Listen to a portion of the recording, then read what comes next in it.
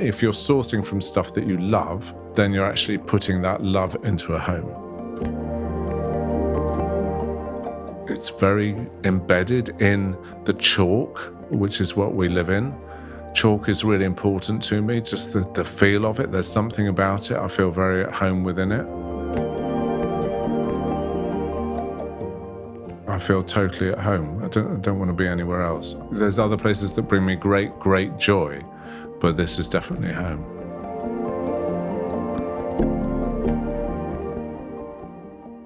Hi, Max. Hi. Don't look so scared. We should probably set the scene of where we are, first of all. So we're in your lovely kitchen, in your old farmhouse, which we're in the South Downs National Park here, are we? We are just about on the So we've fringes just got of the it. River Itchen running Right. just at the bottom, yeah. So we're on a kind of very level ground, close to the river, quite close to Winchester, which is about an hour south of London on the train. That's right, yeah. And I think the bulk of the podcast, I'd love to talk to you about this house and your kind of current life, but it's always really instructive to go back first. So tell me about where you grew up. So as far as I can remember, I've grown up in Winchester. So I think I moved here when I was 4, and went to primary school, prep school, and next school after that, all in Winchester. And so was it the same house through your whole childhood? Yeah, my parents bought it in 1959, and I think we sold it in 2009. So it was 50 years they owned it. Wow, that's astonishing. That's quite rare, isn't it? It is rare. But so my mum, when we moved there, she was freelancing as a fashion designer. She'd basically been in fashion since she finally managed to leave home at age 28. She was brought up in Leek in Staffordshire, and her mum had a dress shop and milliners. And my mum was sort of left school at 13, as you did then. Oh, wow. And she went to night school at Burslem School of Art, which was set up in the potteries for basically people to train to paint the ceramics that all came out of Stoke. And she went to Burslem School of Art to do fashion, and she was really good. And she ran away at 22 to London, and her mum went down to London and brought her back to work in the shop.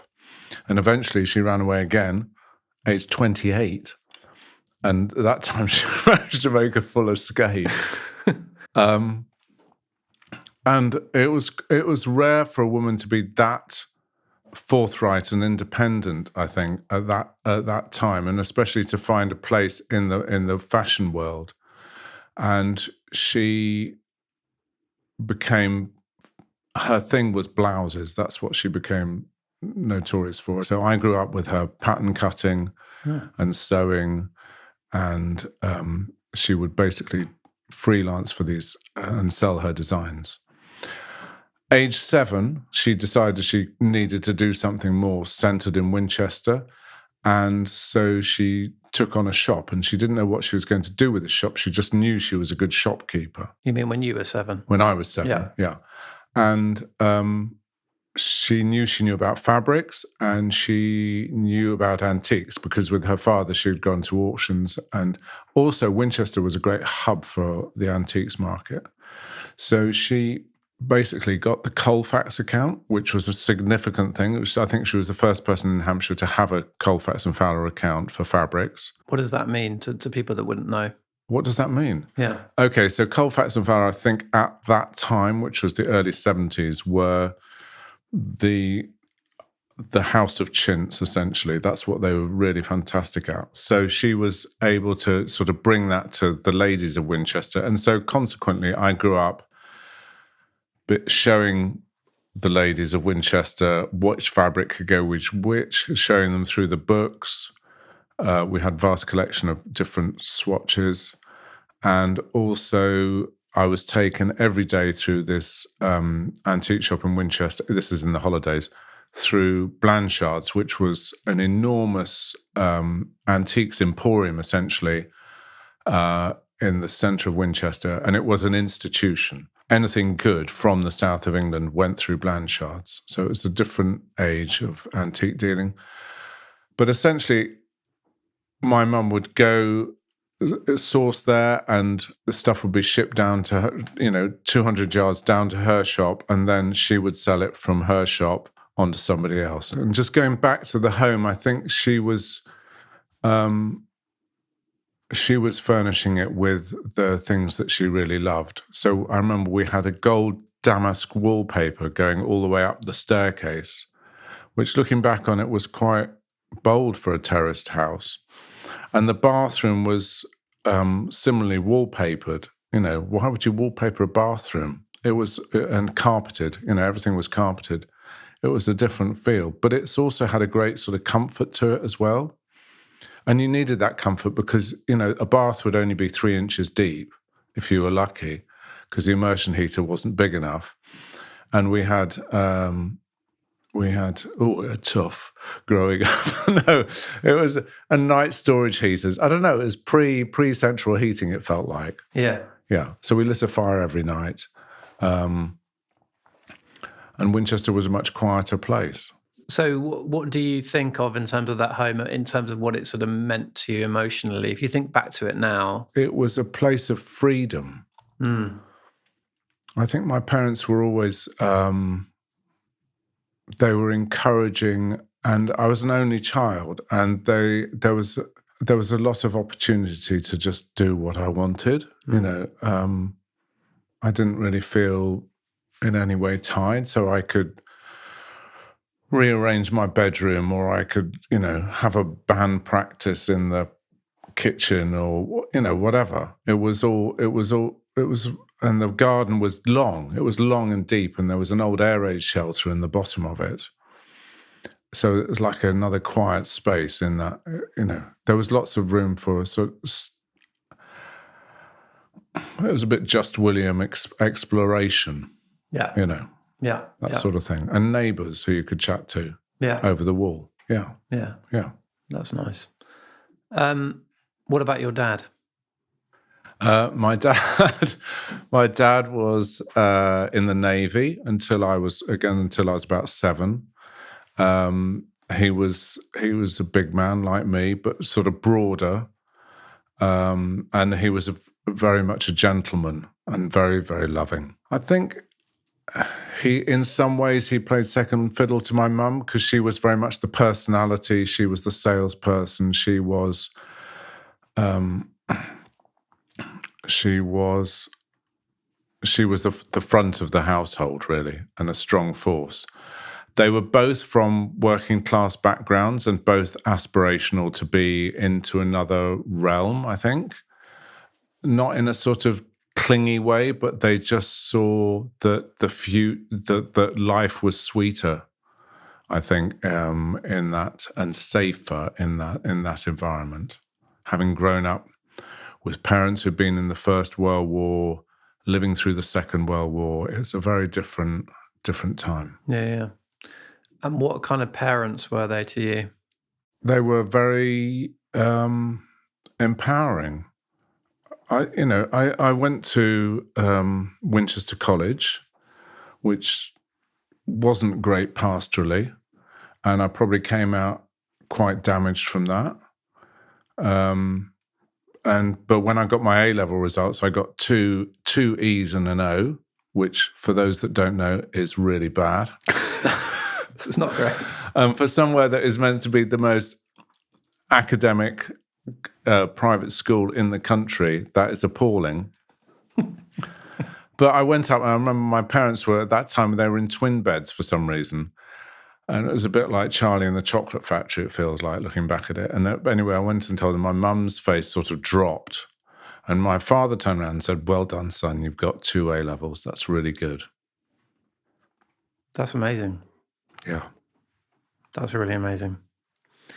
So that's, and I was I dropped out after that. I went to university for a year, wanted to be a Buddhist monk, dropped out of university. I didn't know this.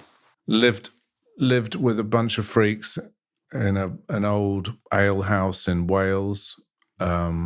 fixed cars. Hang on, what? Tell us about that. It was a drover's pub Yeah. outside Newtown in Powys. And Newtown is lovely, but not that pretty. And this pub, I think, cost us £5 a month. And we could sign on from there.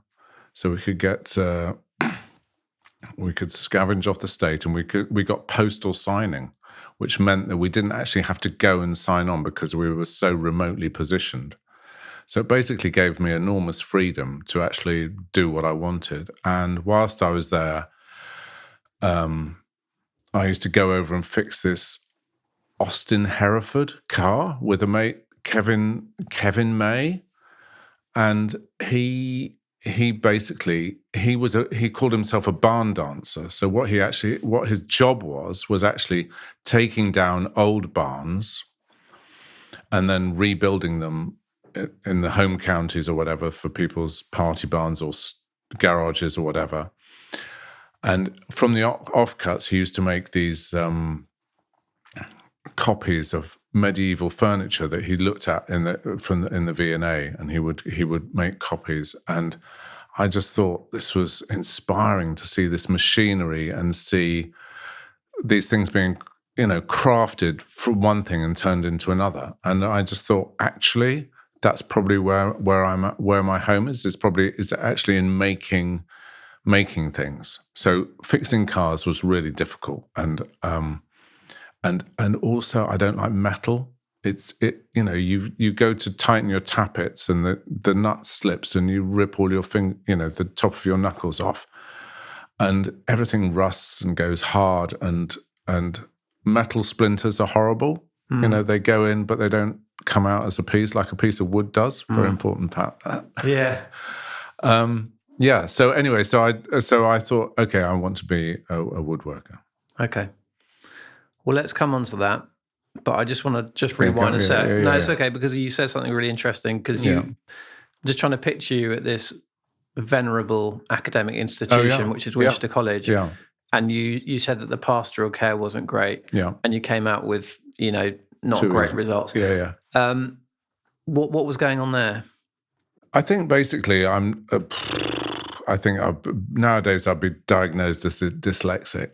Okay. But, essentially the teaching was going over my head. Yeah. Whereas at prep school, I could be thoroughly involved and absolutely loved it. Yeah. The teaching really suited me. It was probably quite officious or something, but, I learnt my French, I learnt my Latin, I really enjoyed my maths. And then I went to a school which was teaching, and the teaching literally just went straight over my head. So I just dropped like a stone. I didn't get, I think looking back at it, what I needed was, what I'm good at is I'm very visual, and an art education would have been really fantastic. But the art lecture was suspiciously predatorial, so I sort of stayed away from that. Oh, wow. The woodworking teacher was amazing, Mr. Proctor. But I didn't take my opportunity there to sort of get involved. The facilities were amazing, but I was always trying to catch up. I was always sort of, one step behind. You're not the first person that I've spoken to on the podcast to say that they are or probably are dyslexic, I mention that because I talk to a lot of creative people. Yeah. Let's just say that academically you found things challenging because of the way you process information. Yeah. What on the flip side, what does that give you though as a positive? Because I think it does have a real positive as well, that, doesn't it? I mean, can you just describe how it makes you think in a certain way? I think visually. I think everything is visual. I can remember everything visually. Okay. And my job, everything I look at as my job, I look at as painting. My creative work, I look at as painting. And I can, I've reached an age where I forget everybody's name, but I can remember what they look like. And I think when I read, I think I take 75% of it in, but there's another part of it that doesn't quite quite work. I remember we had to read Return of the Native, Thomas Hardy. And I remember sat on the steps of my mum's shop trying to read it. And I read the first page 7 times because I just couldn't understand it. And then it clicked and I was away. But it took me, and I really loved it. I really just loved the imagery of the writing. But it took that long to sort of engage in it. Yeah. So you're an only child, and that comes with it certain conditions, certain characteristics sometimes. Did that feed into how you got on with other people at school? Or probably, yeah. I think it's quite isolating. Did you feel isolated? Yeah, it's isolated, but also there's this contentment because you're quite contented with yourself. I actually enjoyed school, but I'm just saying it wasn't very good as far as the pastoral care was concerned. They didn't get their money's worth, let's say, your parents. No. Okay, so let's have a look at your path to becoming who you are professionally. Yeah. So you mentioned Kevin May there. Yeah. So let's just continue that story. So kind of what happened from there? So you didn't have a university education. No. You decided that you were going to do something hands-on. Well, Kevin May taught me where there's a May, there's a way. Oh, yeah, well done, Kevin. And basically, so what I did, once I decided that's what I wanted to do, I thought, how am I going to get into this? And I had no experience, no reason why any college would take me. So I thought, okay, I'll learn. What trade can I learn? And there was a guy who was doing French polishing up in Hartley Whitney, and he agreed to take me on. Paid me a pittance, but I basically for 9 months he taught me how to French polish. So I was there in a workshop with 5 other people, ruining bits of furniture because we were stripping all of the beautiful old patina off and then polishing it up to a high shine, which French polish is. It's a technique of using shellac where you basically fill the grain and create this high finish. It taught me one trade, and I carried on to do that. And I set up my own workshop for 9 months, and then I got into a furniture college, which is Rycote Wood, which was then in Tame. It's now in Oxford. Historically, it was an arts and crafts college, so it taught woodwork and agricultural engineering. Yeah. And I was lucky enough to get onto a mature students course because I was all of 20 then. But what was great about it was full of these mature people who were all passionate. So they came with quite a lot of knowledge already, and they were trying to sort of just change their career. So they were often at sort of in their mid-40s or late 30s, mid-40s. So they were desperate to learn, but they also were incredibly earnest as well. So we're able to all learn from each other. The lecturers were there, but essentially we were there in the workshop from 9 till 7 at night making these things. I mean, looking back at it, very amateur, but, some of us were lucky enough to sort of get real benefit from it. And I left there and went and I got a job as an apprentice antique restorer. I was lucky enough to be in this workshop with just one other bloke who trained at Blanchard's, the shop in Winchester. But he had great wit and got these fantastic jobs from some top end dealers. So we worked on wonderful things and had to reinvent other people's mistakes, or sort of, not reinvent them, but sort of correct historic mistakes or old repairs. And consequently, you learn an awful lot about form and patination. So then my mum said, "Do you want to take over the shop?" And she wanted to retire. And I said, "Yeah, okay." And I needed more room. So we bought the shop over the road, which was a pet shop. But it was a 4-story Georgian shop. And I dug out the cellar, made it another foot taller inside so I could stand up, and I turned that into the workshop. So I had a workshop in the basement, and then I had 2 stories of showroom, and then I had the top floor was where I lived. Oh, okay. And then I read that you got a stand at the Olympia Art and Antiques Fair. Yeah, my mum didn't retire. She said she was going to. Oh. So she just hung around. She just hung around. But I dealt with it. I had lots of therapy and sort of worked my way through that. And we ended up on very good terms until I booted her out. I'd grown up, as I said, with this sort of high-end furniture, and that's what I was interested in. And so I started exhibiting at the Antiques Fair at Olympia, which at the time was thriving, and started to meet some really interesting dealers, and decorators. And I think it was the decorators that really sort of engaged and sparked my curiosity about that whole world.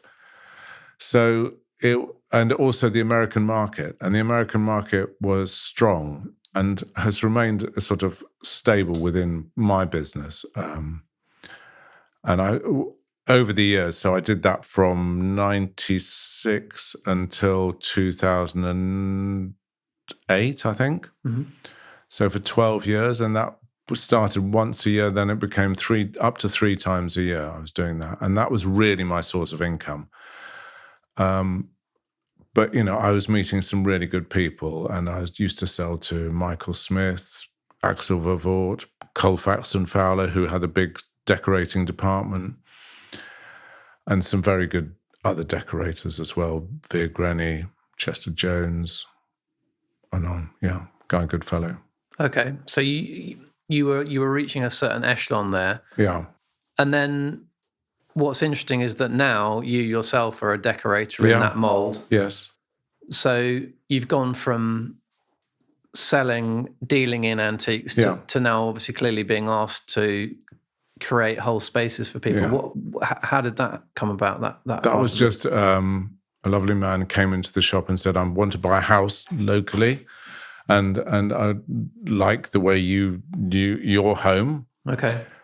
And I said, are you sure? And I took him upstairs, and he went, yes, that's absolutely what I want. When you say I like your home, do you mean that the shop? And he liked the shop and the feel of the shop and everything that was in it. And then, he asked to see around my house, and I showed him, and he really just liked the feel of it. And I think that's what he felt really comfortable in. And so we did his house. That was in, I think, 2006, and it got into House and Garden, and then it sort of went on from there. Yeah. Okay. Yeah. So nowadays, if someone's listening to this and they're not familiar with what you do, how would you describe the Max Rollitt interior? And you're grinning because have you had to like storyboard this or something recently? The Max Rollitt interior. Currently, my work is threefold. I still have a very strong antiques business, which is my joy. And we also we manufacture furniture as well, but that's sort of very much that originated from sort of filling in the gaps that of things that I couldn't find. Okay. And drawing on my knowledge as a restorer, etc., to give things some sort of richness and patination in the sort of, so that's to make them special within that whole furniture market. But a Max Rollitt interior is well, I have this enormous resource. I have basically the barn that I have. I buy what I like, so I just I don't buy specifically for any projects. I just buy things that I feel are special, that have that say something to me. And as a consequence, I have an enormous resource. I have a 5,000 square foot barn. Actually, I've got more storage now as well. And as a consequence, I think the way I decorate is well, I always equate it to painting a picture. I actually start with the furniture, so I start with how things are going to work and the scale and how things are going to work, both in plan but also the movement of in height around the room. That's really, really important, just so that it's not all working on one plane. So there's definitely some range. And then I start thinking about color and texture and how all of that's going to work. And once I've got some idea of that, then I can start to furnish it. And I don't know, it's hard to really sort of outline it, but essentially it's a layering effect where I'm sort of building up this, like painting and oil painting, you're sort of building up these different layers of color, but then adding to them with more texture. And there's highlights and pops and richness. So, and humor. There has to be sort of something sort of left field or something that doesn't really. There's nothing for. I mean, I don't know. It's formulaic to me, but I don't think it's obviously formulaic in its approach, because there's a sort of random nature to it. And I think if you're sourcing from stuff that you love, then you're actually putting that love into a home. Yeah. Yeah. I totally get that. Yeah. But I think that where you may differ, I think, from other decorators is that you're starting from your barn of incredible stuff, and using that as the first layer, which I think is really interesting. Are you buying all the time, and where are you buying from, and how do you go about that process? So I think it's about between 30 and 50 things a month. Okay. That I buy. I buy from other dealers. I buy from antique fairs. And I also buy from auctions. So there's a lot of sifting that goes on. There's an awful lot of choice out there. There's everything is now available to you. So it's really it's a sort of massive sifting job. And I have Lucy, who helps me and is a great help basically at sourcing, and she will present some things to me, and often it sets me off on another direction, or basically I can look at this auction and then, oh yes, so I'll look at that, yes, but what else is there? And then and like all of these things, if you have those people who are giving you inspiration or presenting things that you wouldn't necessarily look at, that also brings in another element, which is really important. So there's this whole sifting, and there's this sort of input as well, which is really valuable. Yeah. Okay, let's talk about this place. Yes. So your home. Yeah. You've been here how many years now? I think since 2009. Okay. Yeah. Just tell me about the genesis of this. Why did you buy this place, and how did you come about it? I always wanted to live in the countryside. The first house that I rented was a council flat, and it was a first floor maisonette in a village, and it had a garden that you had to walk down a long path to get to, and you got to this garden, and it had. I basically grew vegetables very badly. I can always still smell the coriander seeds where they'd bolted and gone mad. But I just thought, I'm very, very much at home in the countryside. Yep. And so 2009, my parents passed away, and so Jane and I thought, okay, let's look for a slightly larger home. And we basically went on one of those websites and went through farmhouses at this price, and this was the second one down anyway. We came across this one. It was under offer, and I thought, well, let's go and look at it anyway. Let's have a go. And it was smaller than we expected as a home, but actually it has all of these extra outbuildings, which have just proved, I could see were going to be just invaluable, really. So was that the real draw then, the outbuildings? I mean, obviously the house as well, but... Yeah, but the house was actually, I think people say that you're always going to be as happy as the house that you grew up in. Oh, okay, the same sort of scale. And actually, that's funnily enough, I think this is about the same. It's very embedded in the chalk, of which is what we live in. Chalk is really important to me, just as for just the feel of it. There's something about it. I feel very at home within it. How interesting. Why is that? I don't know. I always think of going to the New Forest and it's like, that's acid soil and it's just like poison to me. It's really weird. And I'm very affected. Yeah, I think it's just that environment. I feel really sort of at home here in this sort of, on this chalk bed that we're on, with the river running below it. I love that. I really love that, Max. No, the idea that we will have a sort of terroir that we kind of belong to. Really important. Yeah. So describe the landscape here then, and why you like it.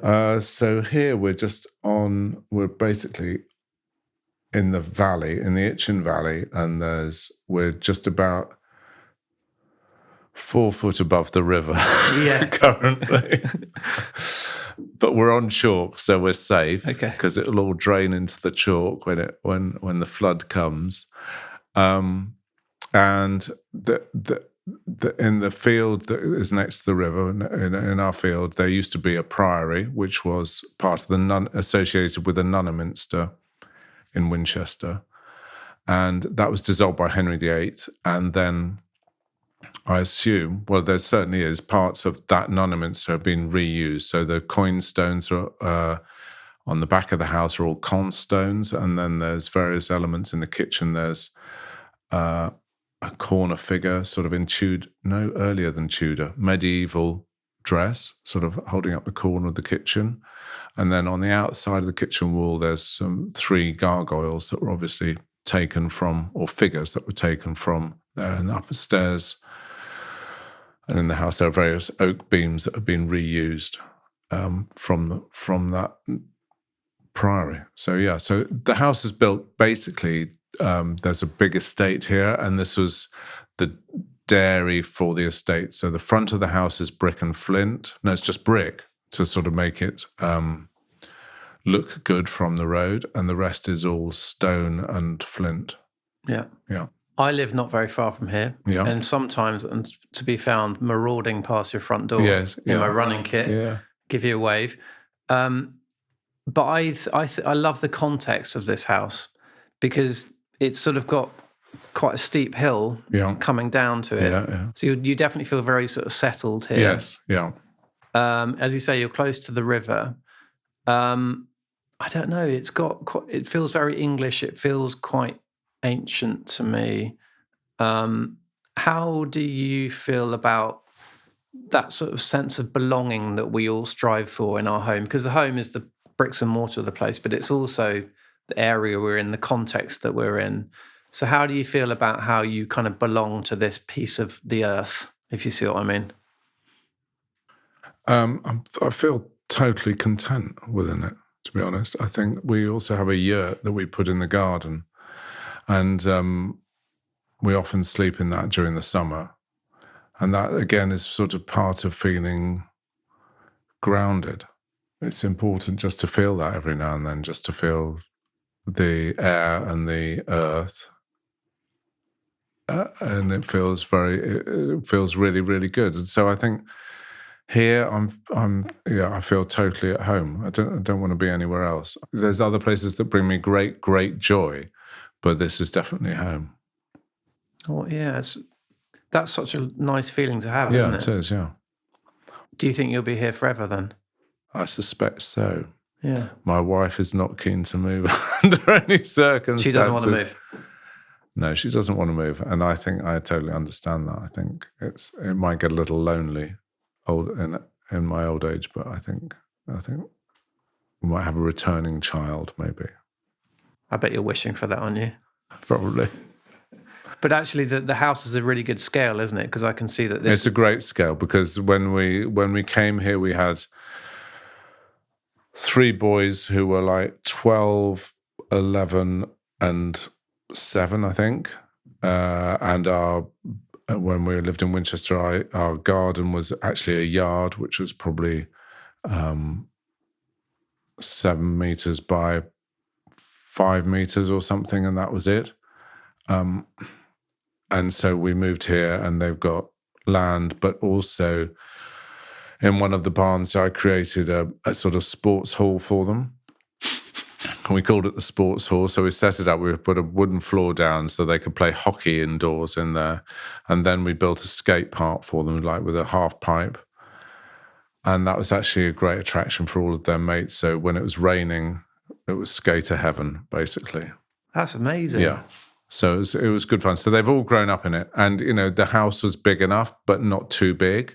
So it's intimate. The whole house, the house is actually a very intimate space. So when we've got friends here, we're either sat around the kitchen table or all nestled into the sitting room. And it's cozy. Yeah. A quick interlude to remind you that you can see a really intimate house tour with Max Rollitt over on Patreon.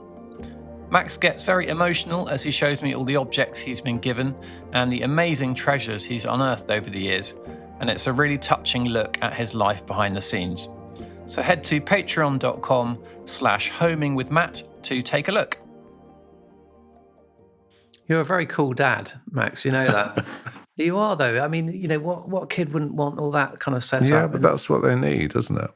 That's what they need. Yeah, to just stay with your boys a moment. Mm. What amazes me about you and Jane is that your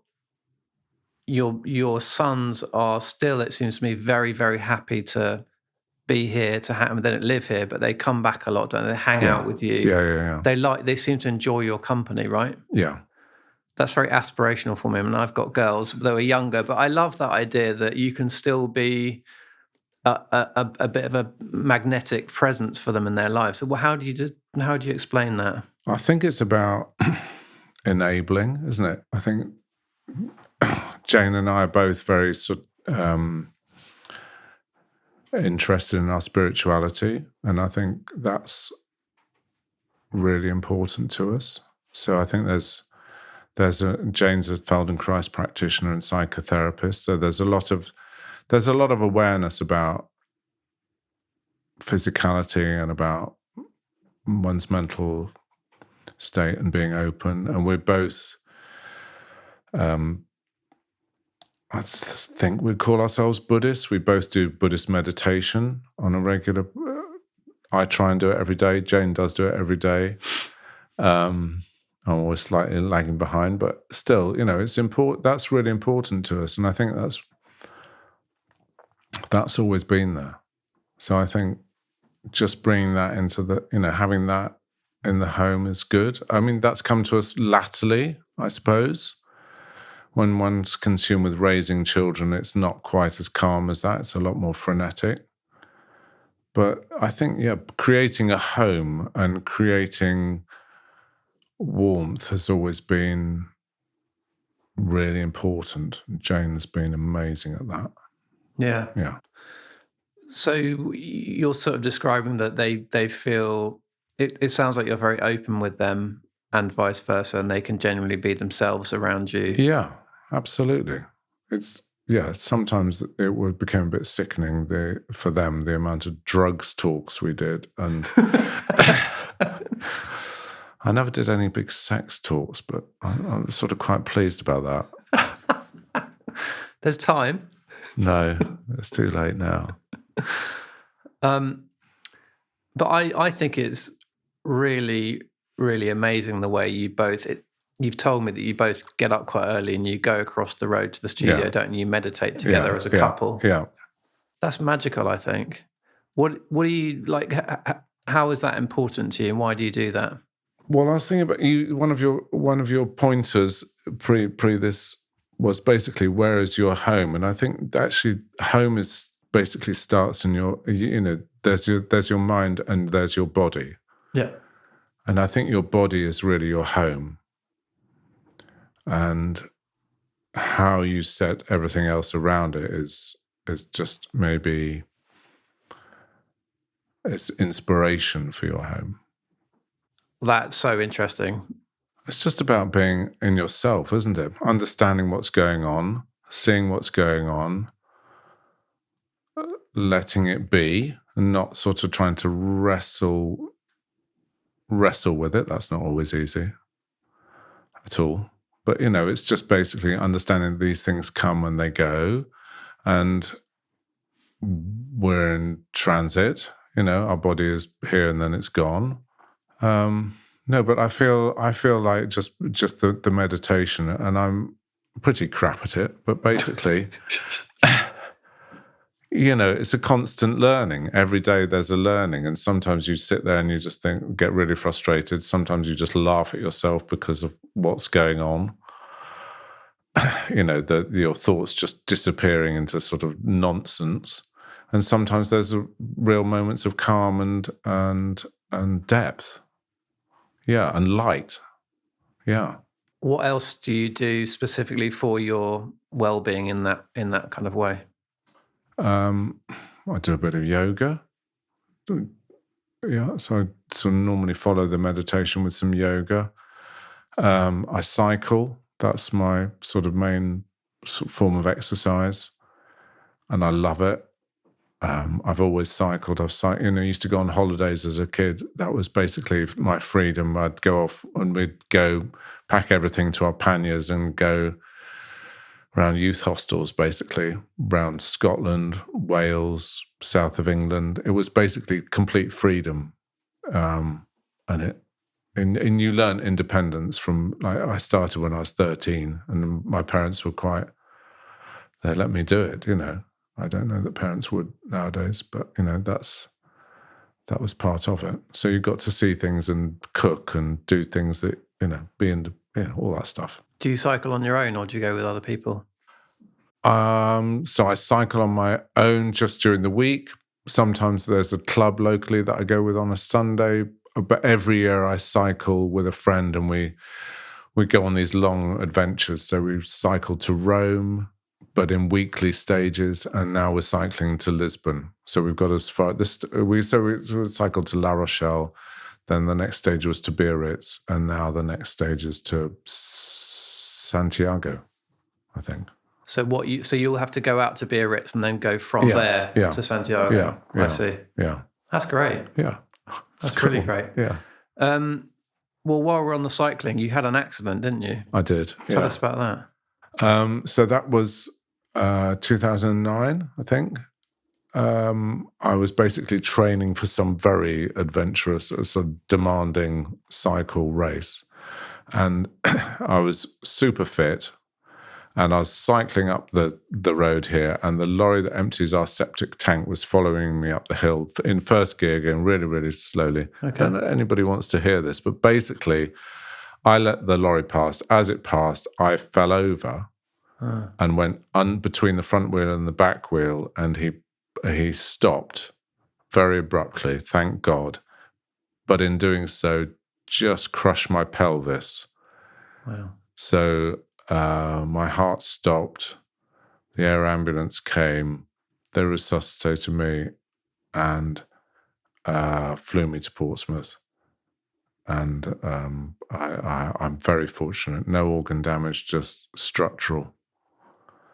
And I've recovered pretty much. Yeah. Cool. I mean, that's a near-death experience. Yeah. So what did that change for you, if anything? I just think it's just awareness of mortality, and I could have been in a wheelchair from then on. I could have, I used to do hydrotherapy, and everybody else in the hydrotherapy pool were men who'd had strokes, and I just thought, oh, I'm so lucky. All I've got is basically structural damage that has been repaired as best they can, but I'm not suffering anything like these other people. And so I just felt really lucky. And also I felt a lot of love from everybody. Everybody was so supportive and caring. I think long term, I think it's just the trauma's still there somewhere. That's not worked out, but it's made me feel very sort of precious about life. Yeah. So your more recent interest in spirituality and so on, does that come from that time? No, it's not related. That's always been there. So that's always been there. That's always been there since at school. We were forced to go to church every day, but actually, I didn't see that as a burden. And Christianity is not my thing.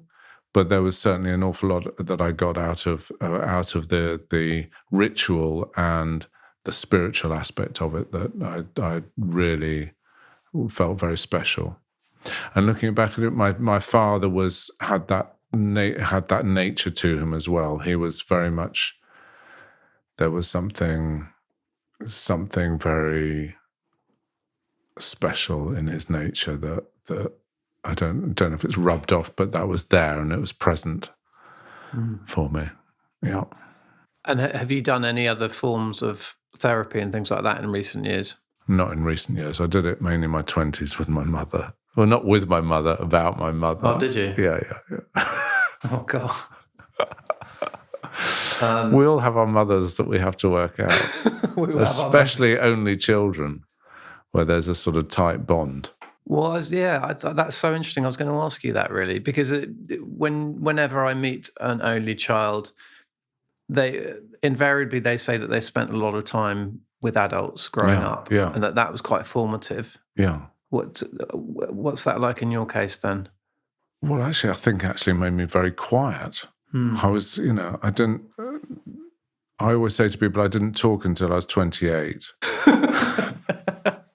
Yeah, I think I was similar, to be fair. I was very quiet. I sort of couldn't stand small talk. I just thought that was just ridiculous. Why would you, have all of this chatter? It's totally unnecessary. If you're going to say something, it had to be valuable. I can't say I'm like that now. So you really fascinatingly talked about the human body being a home of sorts, which I totally agree with. Yeah. Is it your view then that you could actually feel at home anywhere as long as you're, I'd like to think so, Matt. But do you think you would though? No, I don't feel like I'm not at that level. Not at that level, yeah. Not many of us are. No. No, I think that's why, surround yourself with stuff that reinforces your sense of self, I think. Okay. Yeah. Well, that's interesting. So is that what you feel the objects here do in some way? Or do you mean the house itself? No, I think the objects do, definitely. Yeah, I'd carry the objects with me. Okay. Yeah. So I like to know they're there. Okay. Yeah. So if the house was burning down, I'd go and pick objects over money, or not over people, but over, hopefully not. Yeah, no. But there's some things that are very special, and I just want to keep. Okay, well let's do the burning fire question then. Okay. Come on, what are you picking? What are you taking? Oh my God. Okay. Windsor chair. Okay, the old Windsor chair. The old Windsor chair. Yeah. The chest of drawers that my dad gave me when I first started an apprenticeship. It was a pile of sticks, but basically it's a wonderful walnut chest of drawers that I put back together and sort of loved. And then it's going to be stuff that my children have made, basically. I think, pictures that they've drawn, or sculptures that they've made. Of which there are a lot in here. There are. But you're very loved, aren't you? There's just a huge amount of things in here that have been given to you by your family. Yeah, family and friends, I think. Yeah. But I suppose so. Yeah. Yeah. I mean, it probably seems normal to you, but I think actually, I visit a lot of people in a lot of different homes, and I don't see this level of sort of love exchange, if I can put it like that, and through objects. Right. I think it's just, but then, I mean, what do you give your parents? It's really, if you can create something, I suppose that's the point, isn't it? That's what I hold valuable. I don't, a piece of clothing is great, but it's not got the same as anything personal. So I think something personal is always just so much more touching. Even if it's just a card that's hand drawn, it's so much more touching than any gift or bought thing, any bought item. Yeah. And it's worth saying at this point as well that we did a walk around of the house beforehand, and people should definitely watch that, because there is a story behind everything that you have in here, and it's really touching and really poignant. It's one of the best tours that I've done, I have to say. That even the secret Santas that you get given are handmade at Christmas, right, by your employees and stuff. So employees. So but as you say, it means a lot to you. Yeah, and people know that it means a lot to you. So I guess that's why they do it. Yeah. It's very, very touching. So do you think that if we moved you somewhere else, but we took some of those important objects with you, you would feel at home? Yeah, definitely. Yeah. I think it wouldn't take much. So how far are you transporting me? Well, even into that, that's a good question. Yeah, but I suppose you're not taking me to the New Forest, are you? That might be a step too far. All those ponies. I mean, I guess I'm trying to get to the bottom of the extent to which the architecture of the thing is important, or whether it's all the layers inside. And I think you're saying it's all the stuff inside. It's the stuff inside, yes, that makes a home. Yeah. There's a psychotherapist called Michael Ballant, or there was. Yeah. I've been writing about this recently for my book. And he wrote a book called Thrills and Regression, in 1959. And he came up with two words, all right? One's ochnophil, and the other one is philopath. Okay, so the ochnophil, he reckons, gets comfort from being around physical objects or people. They generally prefer sort of quite familiar experiences to very thrill-seeking ones. And they don't always like being alone that much. They like being surrounded by things, people. And then the philopath, conversely, prefers not to attach to people and things very much. Is that a six-legged animal? That's a six-legged animal. So this is not you. They really like thrill-seeking stuff, so you might find them doing skiing and high wire acts and stuff like that. Yeah. And they can be a bit emotionally absent sometimes. Yeah. You can see where I'm going with this, I think. But it seems to me that you are someone more than most people I know who really needs those objects around them. Who starts tearing up when I start talking about them. Well, yeah. But this is it. Yeah. I don't know. I'd like to think that I could live without them. I'm sure I could live without them for a while, but I think I'd soon sort of acquire other stuff that would replace it. Yeah. Yeah. I think it's just it's the story that's associated with the item as much as the item in itself. Although the items, I suppose, that I choose to display I consider beautiful. Yeah. Yeah. Yeah. So I find it so interesting. I mean, with your collecting, can you describe what you're looking for, or what it is that you see?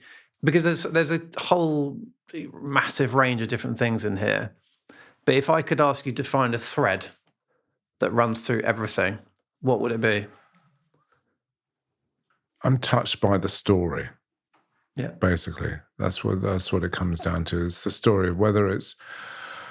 I'm looking at, there's a bit of carving that's on that overmantel there, and you can just see that's obviously the hand of somebody. It's done in about 1700, and just like the skill involved in it is amazing. And it's a fragment, and nobody will probably notice it. But to me, it's just that point of discovery. Where you find something and you're just like, that's that's amazing. And so that's something that's not done by me. And then you get to something like this. Hold on. So this is the thing I always pull out. Sorry, this is it. So this is this is Max's story in one piece here. Okay, so it's a cutlery tray. It's a cutlery tray, okay, and it's got different animals carved down the side. Yeah. And it's got keep your steel always bright on that end, okay. What carved into it, yeah. Yeah, so that could apply to your knife, or it could apply to a woodworker, as far as... I see. Yeah. And here, what does it say? Where there's a will, there's a way. Okay, well, where there's a may, there's a way as well, you see. So it's going back to that early. It's going back to that. So this is made by... it turns out it's stamped on the bottom, which is really rare, but it turns out that it's carved by a lamplighter. He was a wood carver, but also a lamplighter in Bristol.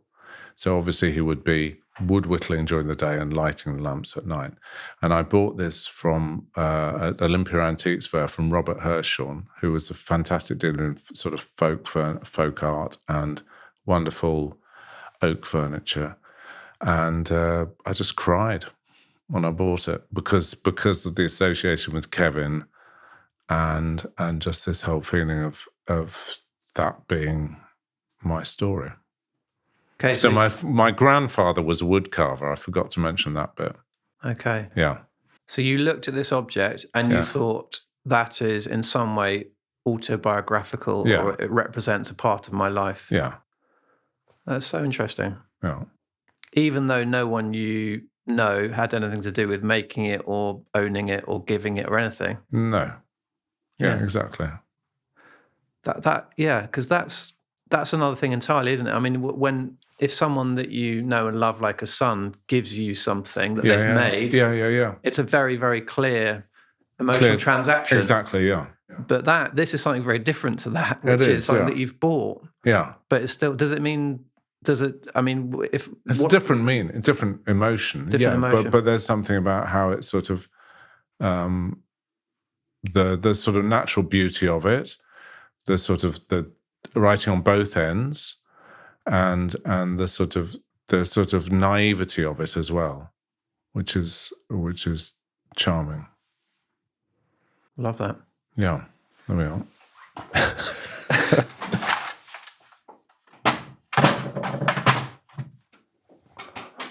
How do you know, Max, if it's not hoarding? How do you know? Well, what's the line between collecting and hoarding? I don't need to hoard. I can sell, I basically sell anything that I don't. There's very little stuff that actually makes it from over the road to here. Yeah. So over the road is where my store is, and that is basically stuff that I really love, but I don't need any of it. There's very little that actually comes over into the house now. I have everything that I need. I might replace a cushion or... No, I don't need... I don't. There's nothing that's needed. And most of what I feel like I own is actually... There's very little furniture in here. It's mainly objects that have a story behind them. I think the only thing I have collected are Delft plates. When I did a podcast with Beth and Laura Wood, she said, well, she likened objects to sound, which I thought was really interesting. Wow. Yeah. Yeah. And I really like that. And she talked about how... So she's got a show at the Design Museum, and that meant she had to take some of the things out of her flat and give them to the show. And she said that made her space a bit too noisy, and so she had to find the right things to fill those spaces again.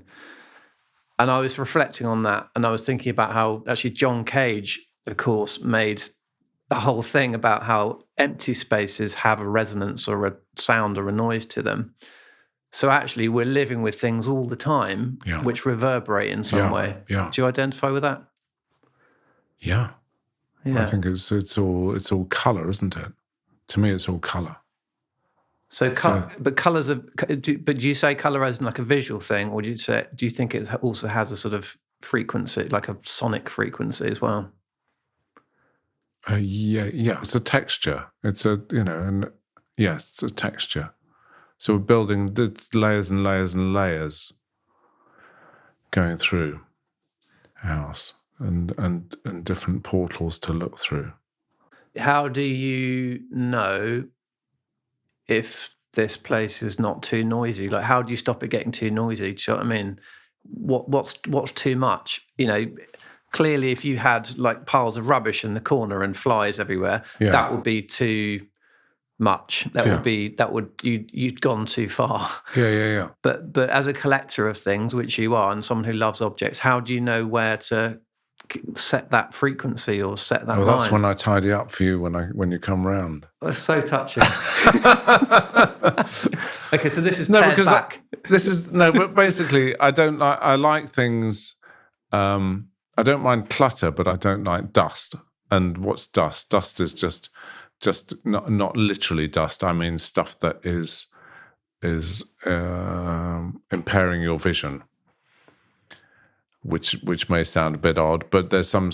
So it's easy to just let things lie or let things scatter about. So actually, there is order and there's placement within in the way things are put down. I don't know. So I talked on our tour about my friend Edward Marnier, who I used to travel around with, and his wife always used to say, Edward is so clever. He was a film editor. He became an antique dealer, but he just knows how to place something. He puts something down, it's just perfect. And I don't know where, and I feel like that's an intuition, and I don't know where that comes from at all. I mean, I'm very lucky because I have my showroom, and I basically setting out a shop is playtime. We're moving stuff all around all the time, trying to make it look good. So there's a constant that process of adjusting is maybe it's learned. I don't know, or maybe it's instinctive. I'm not sure. Do things move around in here much? Not a lot. No. So it sounds like you're kind of you've reached the point where you're content with what you've got in here and the way that it's set. Yeah. And you have, but to the extent that on your fridge over there is something that one of your sons gave you probably 20 years ago. Yeah, I think that's probably dug out when we were sort of looking through some stuff. Yeah, but it hasn't stuck on the fridge for 20 years. Okay. Yet. Yeah, exactly. Give it time. I'd just love to ask you about family for a moment. Yes. How did you and Jane meet? We met in the pub, in the Eclipse pub in Winchester. Mutual friend introduced us. Jane was visiting her mum in Winchester, and I was pissed off because my housemate told me that she didn't want to go on holiday with me, and so my trip, I basically, as an apprentice, had not taken any holiday. I was self-employed, and so I was bemoaning this fact. This was my first big holiday. Anyway, Jane, who was in theatre, had a space in her diary, and she said, well, where do you want to go? And I said, I really want to go to Nepal. That's really where I want to go. She said, well, I've got this space. When can you do between this date and that date? And I went, yeah, okay. So I hadn't met her before, but we just thought we would sort of choose souls who had a very good mutual friend. So we sort of trusted in it. And wait, hang on. So you went to Nepal together? We went to Nepal together for a month. Yeah, her boyfriend dropped her off at the airport. I love that. Wow, he's very trusting. I don't think he was that happy. No. Anyway, it worked out. So by the time you came back from Nepal, did she have to have the awkward conversation with the boyfriend? Well, we got a wedding. We got congratulations on our honeymoon, from the air hostess on our way back, and a piece of cake and a glass of champagne. That's really lovely. But he did pick her up from the airport, but it didn't last long. Why does it work between the two of you? We're very different. Okay. Yeah. Why are you different? How are you different? I don't know. I think it's just a very different energy, but we share this sort of same. I think it's essentially the same sort of spiritual grounding, and we have a similar ground in our sort of the way we see things, in that sort of in our physicality, in the way we see. You know, she's comes from dance and physical theatre, and I've come into it. So with sort of our lives, you know, we're both creative, and everyone goes, "Oh, we've got such creative children," but actually, that's largely down to Jane, who's basically has enlivened me and enabled my sort of more theatrical side to be present. It's definitely down to her that my creative side has come out. You know, she showed me what was possible, you know, how we can just put flowers in things and create a wonderful kitchen environment, you know, hosting environment, how to have a party, and how to enjoy life. And that's really down to her. Without her, I'd still be probably, you know, be at the bench, you know. So that's her influence is on all of us is phenomenal. So it sounds like it's very much a social influence, bringing you out of yourself. But no, it's just a creative influence as well, because it's enabled me to free myself into that world, which beforehand I don't think I knew I had or trusted. Yeah. And then with your boys, how do you feel like this home has shaped them and who they've become? I think what shaped them is basically there's been there's a lot of visual input, there's a lot of enabling, but there's also the other people who come into the home who are other creatives who we've had in our lives, and also some of the craziness as well that we've had in our friends and introduced, which sort of enables them to sort of express themselves and not feel shy about expressing themselves. Within our arts world and within our sort of business world, you know, it's full of mavericks. There's not a lot of conventionally straight people. So it's really shown them the possibility and enabled them to do that. Sometimes I worry that is a bit too much pressure. Okay. To be an individual. Sometimes I think, actually, you know, why do they don't necessarily need that?